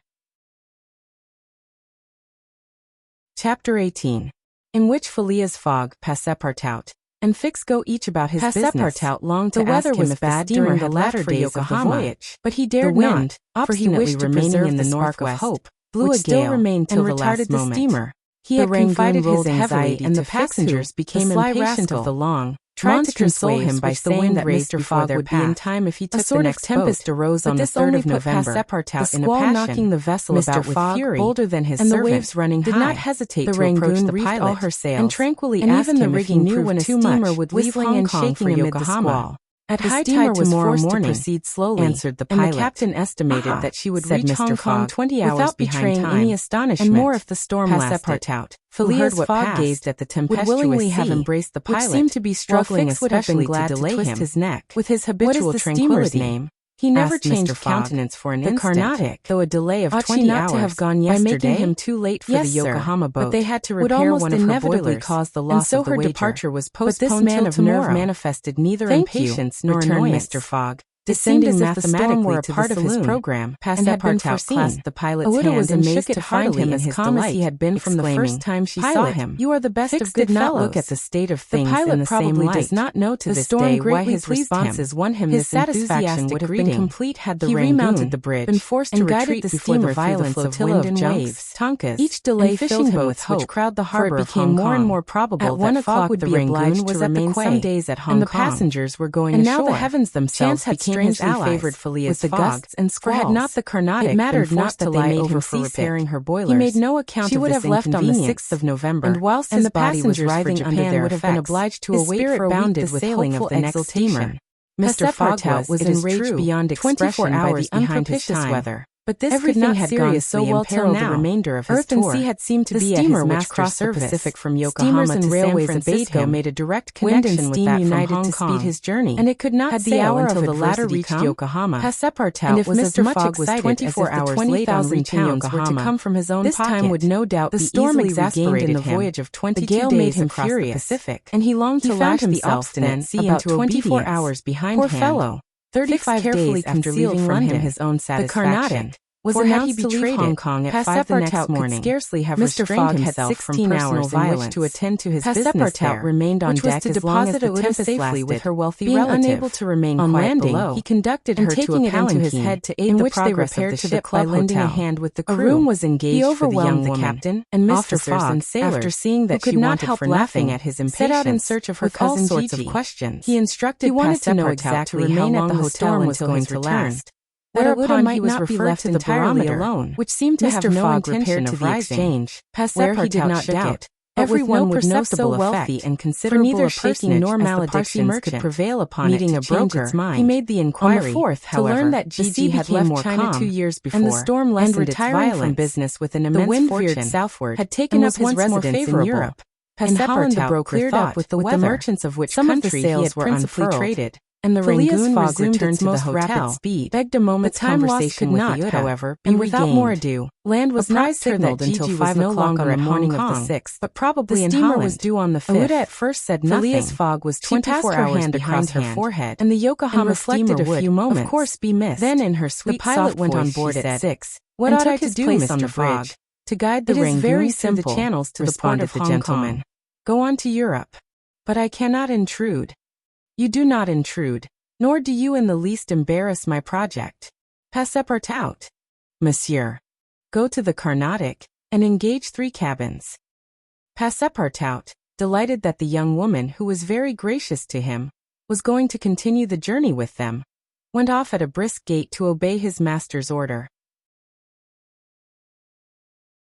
Chapter 19. In which Passepartout takes a too great interest in his master, and what comes of it.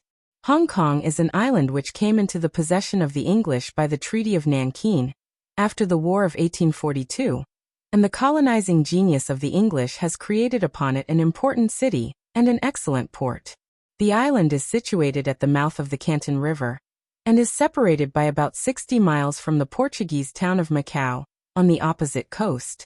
Hong Kong has beaten Macau in the struggle for the Chinese trade, and now the greater part of the transportation of Chinese goods finds its depot at the former place. Docks, hospitals, wharves, a Gothic cathedral, a government house, macadamized streets, give to Hong Kong the appearance of a town in Kent or Surrey transferred by some strange magic to the antipodes. Passepartout wandered, with his hands in his pockets, towards the Victoria port, gazing as he went at the curious palanquins and other modes of conveyance, and the groups of Chinese, Japanese, and Europeans who passed to and fro in the streets. Hong Kong seemed to him not unlike Bombay, Calcutta, and Singapore, since like them, it betrayed everywhere the evidence of English supremacy. At the Victoria port he found a confused mass of ships of all nations. English, French, American and Dutch men of war and trading vessels, Japanese and Chinese junks, sempas, tonkas and flower boats, which formed so many floating parterres. Passepartout noticed in the crowd a number of the natives who seemed very old, and were dressed in yellow. On going into a barber's to get shaved he learned that these ancient men were all at least 80 years old, at which age they are permitted to wear yellow, which is the imperial color. Passepartout, without exactly knowing why, thought this very funny. On reaching the quay where they were to embark on the Carnatic, he was not astonished to find Fix walking up and down. The detective seemed very much disturbed and disappointed. "This is bad," muttered Passepartout, "for the gentlemen of the Reform Club." He accosted Fix with a merry smile, as if he had not perceived that gentleman's chagrin. The detective had, indeed, good reasons to inveigh against the bad luck which pursued him. The warrant had not come. It was certainly on the way, but as certainly it could not now reach Hong Kong for several days. And this being the last English territory on Mr. Fogg's route, the robber would escape, unless he could manage to detain him. "Well, Monsieur Fix," said Passepartout, "have you decided to go with us so far as America?" "Yes," returned Fix, through his set teeth. "Good!" exclaimed Passepartout, laughing heartily. "I knew you could not persuade yourself to separate from us. Come and engage your berth." They entered the steamer office and secured cabins for 4 persons. The clerk, as he gave them the tickets, informed them that, the repairs on the Carnatic having been completed, the steamer would leave that very evening, and not next morning, as had been announced. "That will suit my master all the better," said Passepartout. "I will go and let him know." Fix now decided to make a bold move. He resolved to tell Passepartout all. It seemed to be the only possible means of keeping Phileas Fogg several days longer at Hong Kong. He accordingly invited his companion into a tavern which caught his eye on the quay. On entering, they found themselves in a large room handsomely decorated, at the end of which was a large camp bed furnished with cushions. Several persons lay upon this bed in a deep sleep. At the small tables which were arranged about the room, some 30 customers were drinking English beer, porter, gin and brandy, smoking the while long red clay pipes stuffed with little balls of opium mingled with essence of rose. From time to time one of the smokers, overcome with the narcotic, would slip under the table, whereupon the waiters, taking him by the head and feet, carried and laid him upon the bed. The bed already supported 20 of these stupefied sots. Fix and Passepartout saw that they were in a smoking house haunted by those wretched, cadaverous, idiotic creatures to whom the English merchants sell every year the miserable drug called opium, to the amount of £1,400,000. Thousands devoted to one of the most despicable vices which afflict humanity. The Chinese government has in vain attempted to deal with the evil by stringent laws. It passed gradually from the rich, to whom it was at first exclusively reserved, to the lower classes, and then its ravages could not be arrested. Opium is smoked everywhere, at all times by men and women in the Celestial Empire, and once accustomed to it, the victims cannot dispense with it, except by suffering horrible bodily contortions and agonies. A great smoker can smoke as many as 8 pipes a day, but he dies in 5 years. It was in one of these dens that Fix and Passepartout, in search of a friendly glass, found themselves. Passepartout had no money, but willingly accepted Fix's invitation in the hope of returning the obligation at some future time. They ordered 2 bottles of port, to which the Frenchman did ample justice, whilst Fix observed him with close attention. They chatted about the journey, and Passepartout was especially merry at the idea that Fix was going to continue it with them. When the bottles were empty, however, he rose to go and tell his master of the change in the time of the sailing of the Carnatic. Fix caught him by the arm and said, "Wait a moment." "What for, Mr. Fix?"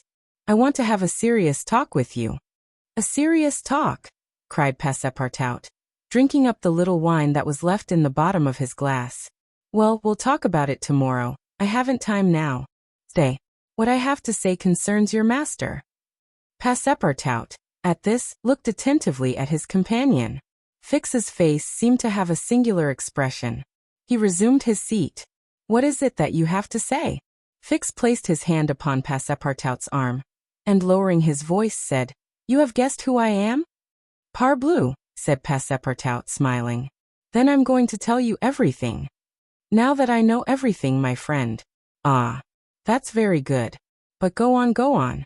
First, though, let me tell you that those gentlemen have put themselves to a useless expense." "Useless," said Fix. "You speak confidently. It's clear that you don't know how large the sum is." "Of course I do," returned Passepartout. £20,000. "55,000," answered Fix, pressing his companion's hand. "What?" cried the Frenchman. "Has Monsieur Fogg dared? £55,000. Well, there's all the more reason for not losing an instant," he continued, getting up hastily. Fix pushed Passepartout back in his chair, and resumed. £55,000, and if I succeed I get £2,000. If you'll help me, I'll let you have 500 of them." "Help you?" cried Passepartout, whose eyes were standing wide open. "Yes, help me keep Mr. Fogg here for 2 or 3 days. Why, what are you saying? Those gentlemen are not satisfied with following my master and suspecting his honor, but they must try to put obstacles in his way. I blush for them." "What do you mean?" "I mean that it is a piece of shameful trickery. They might as well waylay Mr. Fogg and put his money in their pockets. That's just what we count on doing." "It's a conspiracy then," cried Passepartout, who became more and more excited as the liquor mounted in his head, for he drank without perceiving it. "A real conspiracy. And gentlemen too. Bah." Fix began to be puzzled. "Members of the Reform Club," continued Passepartout. "You must know, Monsieur Fix, that my master is an honest man, and that, when he makes a wager, he tries to win it fairly." "But who do you think I am?" asked Fix, looking at him intently. Parbleu, an agent of the members of the Reform Club, sent out here to interrupt my master's journey. But though I found you out some time ago, I've taken good care to say nothing about it to Mr. Fogg." "He knows nothing, then?" "Nothing," replied Passepartout, again emptying his glass. The detective passed his hand across his forehead, hesitating before he spoke again. What should he do? Passepartout's mistake seemed sincere, but it made his design more difficult. It was evident that the servant was not the master's accomplice, as Fix had been inclined to suspect. "Well," said the detective to himself, "as he is not an accomplice, he will help me." He had no time to lose. Fogg must be detained at Hong Kong, so he resolved to make a clean breast of it. "Listen to me," said Fix abruptly. "I am not, as you think, an agent of the members of the Reform Club." "Bah!" retorted Passepartout, with an air of raillery. "I am a police detective, sent out here by the London office." "You a detective?" "I will prove it. Here is my commission." Passepartout was speechless with astonishment when Fix displayed this document, the genuineness of which could not be doubted. "Mr. Fogg's wager," resumed Fix, "is only a pretext, of which you and the gentlemen of the Reform are dupes. He had a motive for securing your innocent complicity." "But why?" "Listen. On the 28th of last September, a robbery of £55,000 was committed at the Bank of England by a person whose description was fortunately secured. Here is his description. It answers exactly to that of Mr. Phileas Fogg." "What nonsense!" cried Passepartout, striking the table with his fist. "My master is the most honorable of men. How can you tell? You know scarcely anything about him. You went into his service the day he came away, and he came away on a foolish pretext, without trunks and carrying a large amount in banknotes. And yet you are bold enough to assert that he is an honest man." "Yes, yes," repeated the poor fellow mechanically. "Would you like to be arrested as his accomplice?" Passepartout, overcome by what he had heard, held his head between his hands, and did not dare to look at the detective. Phileas Fogg, the savior of Ceuta, that brave and generous man, a robber. And yet how many presumptions there were against him. Passepartout essayed to reject the suspicions which forced themselves upon his mind. He did not wish to believe that his master was guilty. "Well, what do you want of me?" said he at last with an effort. "See here," replied Fix.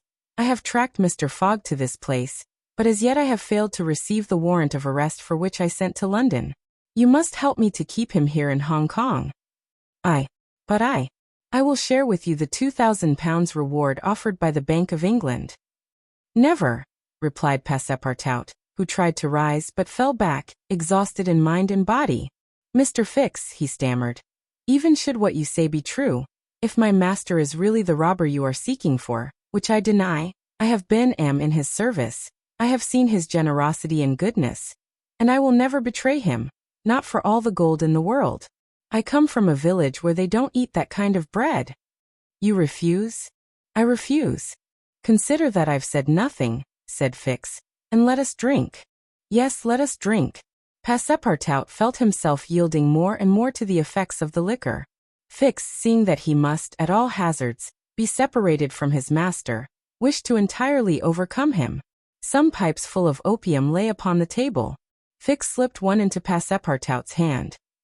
He took it, put it between his lips, lit it, drew several puffs, and his head, becoming heavy under the influence of the narcotic, fell upon the table.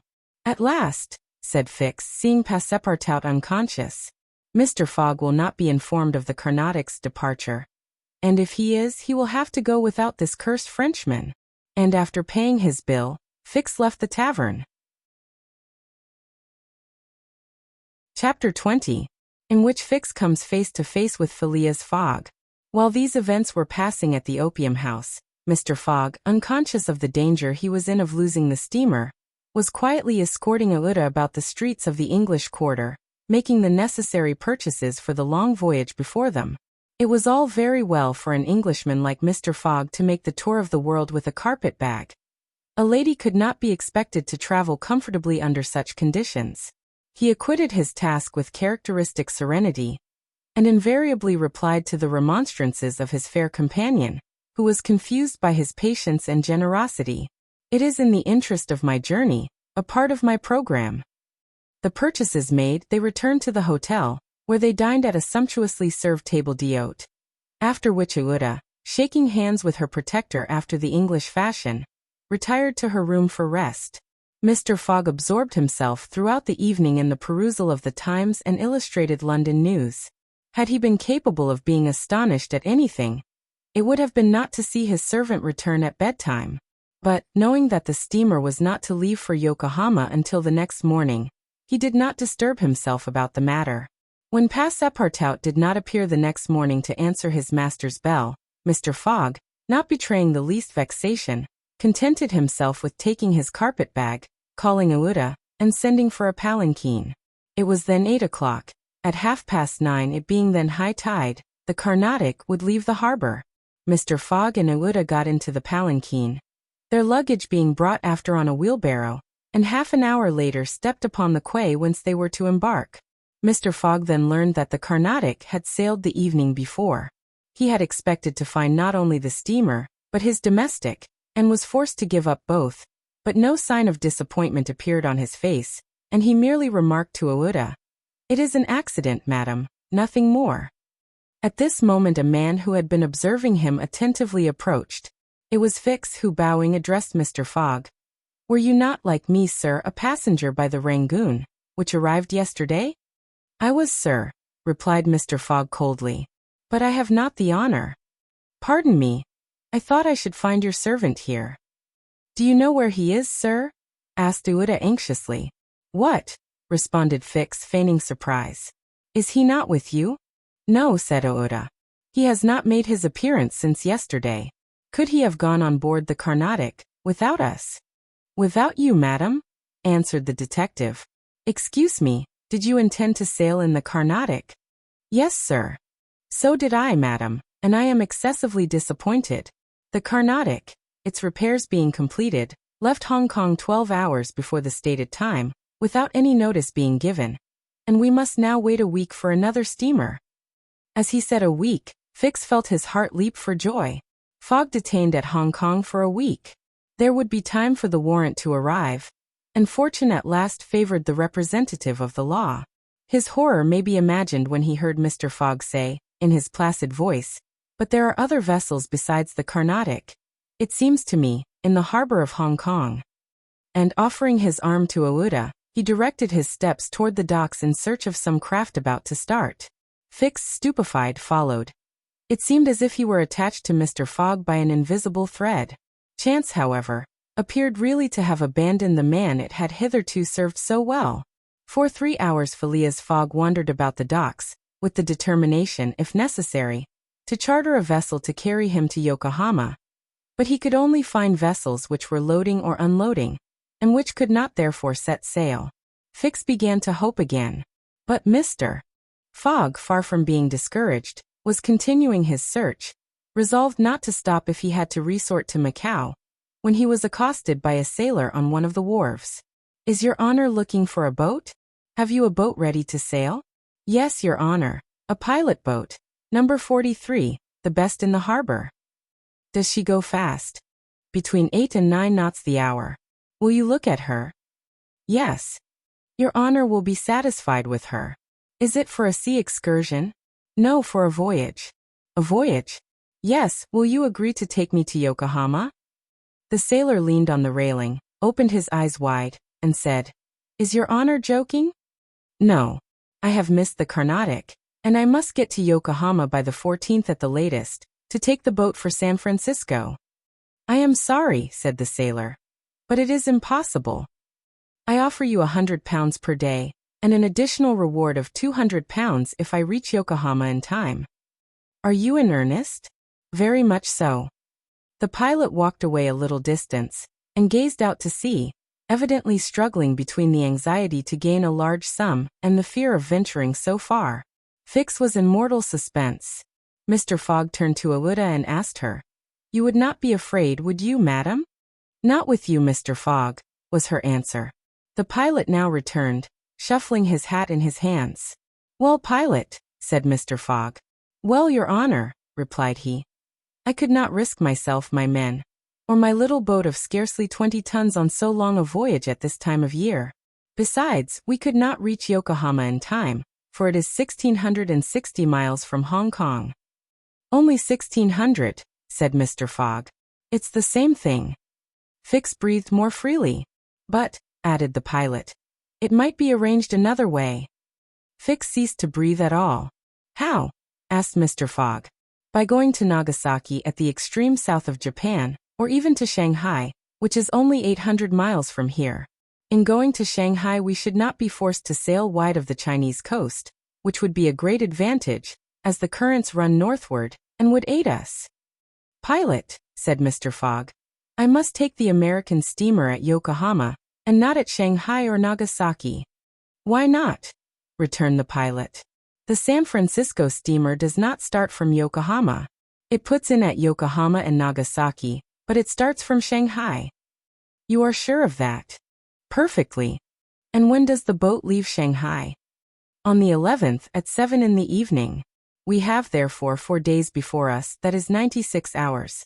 And in that time, if we had good luck and a southwest wind, and the sea was calm, we could make those 800 miles to Shanghai." "And you could go?" "In an hour, as soon as provisions could be got aboard and the sails put up." "It is a bargain. Are you the master of the boat?" "Yes, John Bunsby, master of the Tankadere." "Would you like some earnest money?" "If it would not put your honor out." "Here are £200 on account, sir," added Phileas Fogg, turning to Fix, "if you would like to take advantage." "Thanks, sir. I was about to ask the favor." "Very well. In half an hour we shall go on board." "But poor Passepartout?" urged Aouda, who was much disturbed by the servant's disappearance.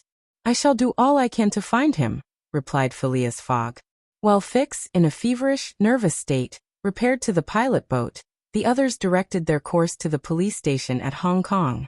Phileas Fogg there gave Passepartout's description, and left a sum of money to be spent in the search for him.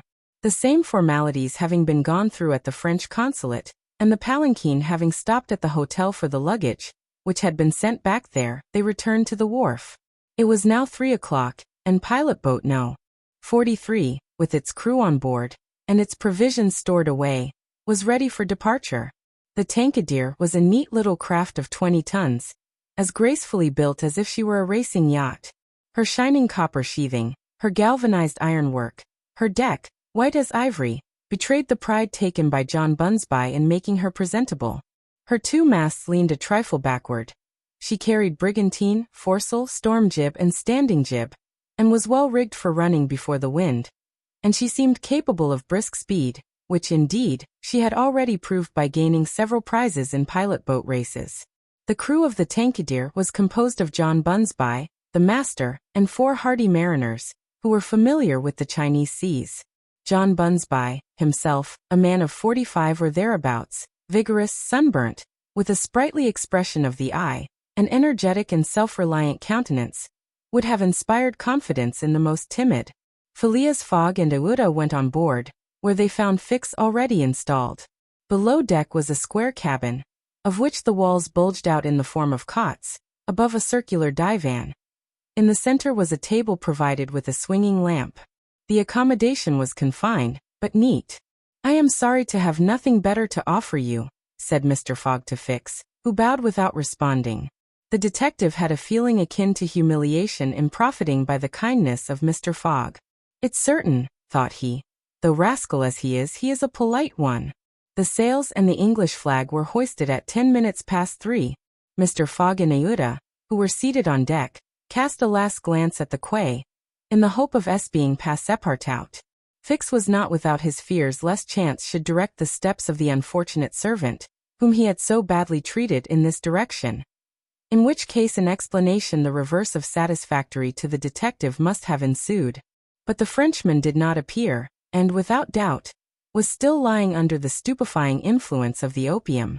John Bunsby, master, at length gave the order to start, and the Tankadere, taking the wind under her brigantine, foresail, and standing jib, bounded briskly forward over the waves.